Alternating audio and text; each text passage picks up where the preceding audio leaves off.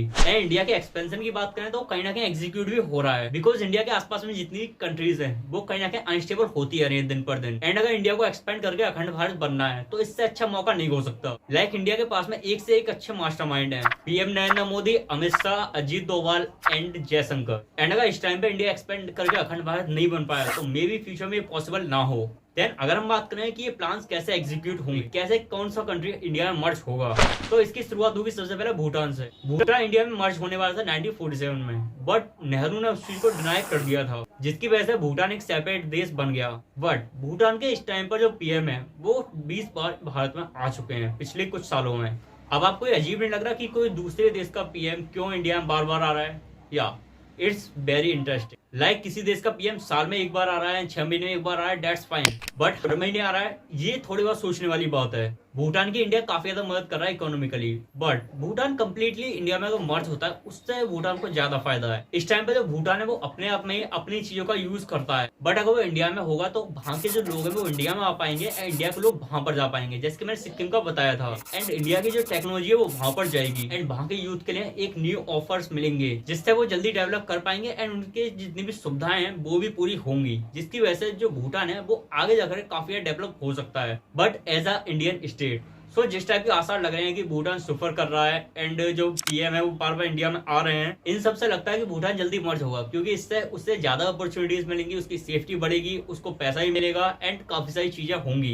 And ये सब हो सकता है सिर्फ एक ट्रीटी से, इंडिया भूटान ट्रीटी, जिसमें भूटान इंडिया का पार्ट बन जाएगा with some benefits, with some rules and with some deals. Just like Jammu Kashmir को जब इंडिया का पार्ट बनाया गया था तब उसे कुछ स्पेशल राइट्स दिए गए थे। एंड सेम सिक्किम का भी है कि सिक्किम के लोग आज भी टैक्स पे नहीं करते हैं। सो ऐसे कुछ स्पेशल डील्स के साथ में भूटान इंडिया का पार्ट बन सकता है, इंडिया के साथ में काफी ज्यादा हैप्पीली रह सकता है। अब भूटान नेपाल दोनों के लिए इंडिया से कोई पासपोर्ट की जरूरत नहीं पड़ती है, कोई वीजा वगैरह की जरूरत नहीं पड़ती है। एंड नेपाल में तो इंडिया के लोग जाते ही रहते हैं बिना किसी वीजा के। नेपाल एक हिंदू राष्ट्र था, बट पिछले कुछ टाइम में उसको एक सेकुलर देश बना दिया, जिसकी वजह से लोगों में काफी ज्यादा गुस्सा है। एंड इस टाइम पे जो लोग हैं वो वापस राजशाही को चाह रहे हैं और राजा से कह रहे हैं कि आप आकर राजगद्दी संभालिए, बिकॉज जब से नेपाल एक सेकुलर देश बना है तब से वो काफी ज्यादा डिस्टेबलाइज हो गया है। एंड नेपाल में तो इस टाइम पे डिमांड भी चल रही है योगी जी के पोस्टर के साथ में अगेन हिंदू राष्ट्र बनने की। एंड नेपाल के भी काफी चांसेस हैं कि वो इंडिया में मर्ज हो जाए विद अ ट्रीटी, जिसमें उसको भी स्पेशल राइट्स दिए जाएंगे एंड कुछ डील्स के साथ में नेपाल इजीली इंडिया का पार्ट बन जाएगा। इवन 1947 में तो नेपाल खुद इंडिया का पार्ट बनना चाहता था, बट जवाहरलाल नेहरू ने इस बात को डिनाई कर दिया था। नेपाल के लोग अपनी संस्कृति को बचाना चाहते हैं, जो कि उनकी हिंदू संस्कृति। एंड अगर नेपाल इंडिया से मर्ज हो गया तो हिंदू संस्कृति और भी ज्यादा एक्सपेंड हो जाएगी और भी ज्यादा अच्छे तरीके से सिक्योर हो पाएगी। नेपाल के लोगों को न्यू अपॉर्चुनिटीज मिलेंगी, प्लस चाइना से सेफ्टी भी मिलेगी नेपाल को, बिकॉज नेपाल को चाइना हथियाना चाहता है एंड शायद इंडिया इस पर कुछ कदम उठा भी रहा है, जिसकी वजह से जो नेपाल है वो अगेन हिंदू राष्ट्र बनना चाह रहा है। बट एक और देश है जिसकी सीमा इंडिया से मिली हुई है, इंडिया का सबसे बड़ा दुश्मन, जो कि इंडिया के लिए हमेशा सरदर्द का कारण बना रहता है, पाकिस्तान। देखो पाकिस्तान में ऑलरेडी इंडिया ने कुछ ना कुछ कदम उठाने शुरू कर दिए हैं, जिसकी वजह से उसका बलूचिस्तान तो पहले ही अलग है। बलूचिस्तान इस टाइम पे बलूच लिबरेशन आर्मी के कंट्रोल में है। इवन कुछ टाइम पहले बलूच लिबरेशन आर्मी ने पाकिस्तान की जो ट्रेन है उसको हाईजैक किया था एंड आए दिन जो पाकिस्तान आर्मी है उसको तो मारती ही रहते हैं। इवन बलूचिस्तान में तो जो पाकिस्तान आर्मी है वो ऑपरेट तक नहीं करती है। सेकंड पीओके जो कि इंडिया का है, जिसपे इंडिया जल्दी कब्जा कर लेगा। इवन एलओसी पर तो इस टाइम पे सुन भी नहीं फायरिंग हो रही है। सो इंडिया पीओके को तो वापस लेगा, क्योंकि अमित शाह पीओके को वापस चाहते हैं इंडिया में। एंड जो जयशंकर है उन्होंने भी अपने स्पीसीज इंटरव्यू में बोल दिया है कि कश्मीर स्टेबलाइज हो जाएगा, बस पीओके को इंडिया में आने की देर है। मतलब पीओके को ये लोग वापस लेके रहेंगे इंडिया में। पाकिस्तान का थर्ड स्टेट है खैबर पख्तून, जिसमें रहते हैं पठान। एंड पठानों को जो अफगानिस्तान है वो ये मानता है कि हमारे यहाँ के लोग हैं। सो खैबर पख्तून ऑलरेडी अफगानिस्तान के कंट्रोल में है, यानी कि वो भी पाकिस्तान के कंट्रोल से बाहर है। एंड फोर्थ सिंध, जिसने ऑलरेडी बलूच लिबरेशन आर्मी को ज्वाइन कर लिया है। सो पाकिस्तान के पास में बचता है सिर्फ पंजाब, वो भी इसलिए क्योंकि पाकिस्तान पंजाब को छोड़कर किसी और स्टेट पर ध्यान नहीं देता। सो पाकिस्तान ऑलरेडी अलग है, बस इंडिया को एक कील मारने की दे रहा है एंड ये सब अलग अलग दिखेंगे। पीओके है उसको अपने में मर्ज करेगा। सिंध के बारे में अमित शाह बोल चुके हैं असेंबली में कि सिंध हमारा है। सो ये दोनों स्टेट तो इंडिया में आने कंफर्म है। बाकी हो सकता है कि पूरे पाकिस्तान को इंडिया अपने में मर्ज कर ले। तो पाकिस्तान को इंडिया में मर्ज करना आसान नहीं होगा, बट ये करना पड़ेगा इंडिया को अपनी सेफ्टी के लिए। ये होगा एक वॉर के थ्रू एंड वॉर अब होने वाली है। एंड वैसे ही पाकिस्तान में इंडिया अननोन गनमैन के थ्रू जितने पावरफुल लोग हैं उन्हें तो मरवा चुका है। सो ये बात कंफर्म है कि पाकिस्तान को इंडिया अपने में मर्ज करेगा। एंड पाकिस्तान का युवा पड़ोसी देश है जिसका नाम अफगानिस्तान, जो कि हमेशा इंडिया को रेस्पेक्ट करता है। वैसे तो अफगानिस्तान भी एक मुस्लिम कंट्री है, बट विदाउट हेट।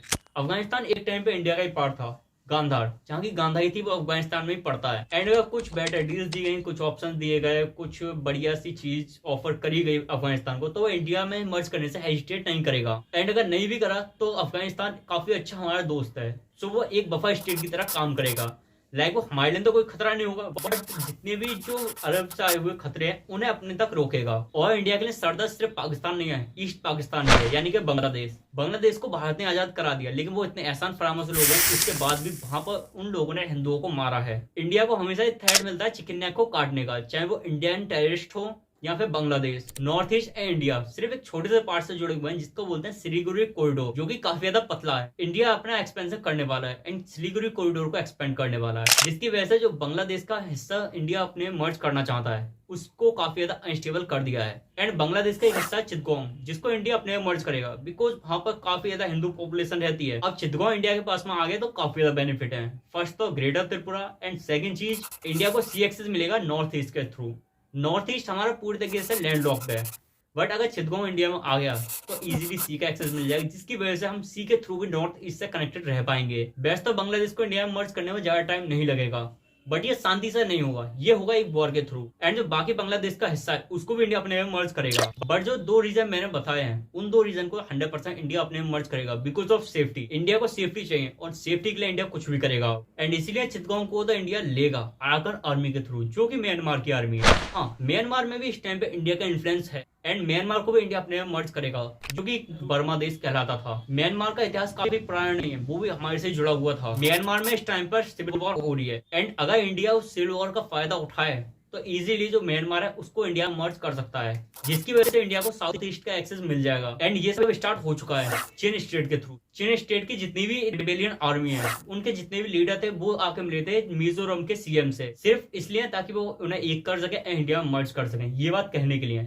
अब चीन स्टेट को अगर इंडिया अपने में मर्ज कर लेता है तो इंडिया को मिलेगा सी एक्सेस। एंड जितना भी चीन tribe Myanmar, Bangladesh and India में फैला हुआ है, डिस्ट्रीब्यूटेड है, वो एक साथ में यूनाइट भी हो जाएगा। एंड इंडिया काफी अच्छे तरीके से जो म्यांमार है उसको कुछ डील्स दे करके, उसको काफी सारी अपॉर्चुनिटीज दे करके इंडिया में इजिली मर्ज कर सकता है। क्योंकि जो इंसान ऑलरेडी दिक्कत में चल रहा है, आप अगर उसका साथ दोगे तो वो तुम्हारा हमेशा के लिए साथ देगा। एंड म्यांमार को इंडिया में मर्ज करने के बाद में इंडिया का सबसे बड़ा बेनिफिट यही होगा कि उसको साउथ ईस्ट का एक्सेस मिल जाएगा, जिसके बाद में मे भी इंडिया साउथ ईस्ट में भी अपना एक्सपेंशन कर पाए, जैसे कि इंडोनेशिया में एक है ओल्ड ऑर्डर, जिसके थ्रू जो काफी सारे प्रिजनर्स हैं उनको सजा मिलती है नॉर्मली। बट अब है न्यू ऑर्डर, जिसमें अगर किसी ने कुछ भी क्राइम किया हुआ तो उसकी पता नहीं पड़ेगी कि उसको क्या सजा मिली है, क्या हुआ उसका, उसको मार दिया गया, जिंदा है, कहाँ है, क्या है, बट लोग इसके खिलाफ में है। सो मे भी इंडिया का ये प्लान हो इंडोनेशिया को अपने में मर्ज करने का, बिकॉज इंडोनेशिया भी एक टाइम पर इंडिया का ही पार्ट था। एंड इंडिया अगर भूटान, नेपाल, बांग्लादेश, पाकिस्तान, अफगानिस्तान, म्यांमार इन देशों को अपने में मर्ज कर लेता है तो मे बी जो इंडोनेशिया है एंड जितने भी साउथ ईस्ट कंट्री है, यानी कि Thailand, Laos, Vietnam and Cambodia and may be other south east countries भी इंडिया में मर्ज हो जाए because of Indian power.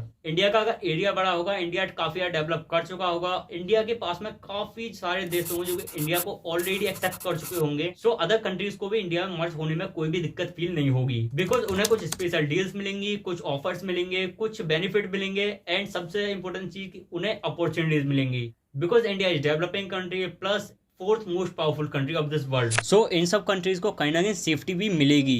And south की बात करें तो वहां पर एक और कंट्री है जिसका नाम है श्रीलंका, जिस पे हमेशा ही जो चाइना है वो कुछ ना कुछ ऐसा कराता रहता है जिसकी वजह से वो डिस्टेबलाइज रहे। एंड लास्ट सिविल वॉर की वजह से श्रीलंका काफी ज्यादा पीछे जा चुका है, बट श्रीलंका को इंडिया में मर्ज करने का एक बेनिफिट होगा कि इंडिया का जो सीएक्स है वो काफी ज्यादा बढ़ जाएगा। प्लस जो चाइना हमेशा ही श्रीलंका के थ्रू इंडिया पे नजर रखता है, इंडिया की जासूसी करता है, वो चीज भी इंडिया के लिए दूर हो जाएगी। एंड श्रीलंका की बात करें तो वो ट्रीटी के थ्रू इंडिया में मर्ज हो जाएगा, बट ये इतना आसान नहीं होगा, थोड़ा फोर्स करना पड़ेगा, काफी सारे ऑप्शन देने पड़ेंगे, बट हाँ श्रीलंका इंडिया में मर्ज हो जाएगा। एंड लास्ट मालदीव, इसको इंडिया क्या मतलब इंडिया यूं ही कर लेगा कि भाई साइन कर दे, मर्ज हो जाए इंडिया में, बेनिफिट ले ले, हाँ वो कर भी देगा भाई, उसके लिए कुछ भी नहीं है, उसको थोड़ी सी अपॉर्चुनिटीज मिल जाएंगे। इंडिया को क्या, इंडिया को वैसा भाषा कुछ भी नहीं मिलेगा, बट हाँ फिर भी इंडिया उसको काफी इजीली अपने मर्ज कर लेगा एक ट्रीटी के थ्रू।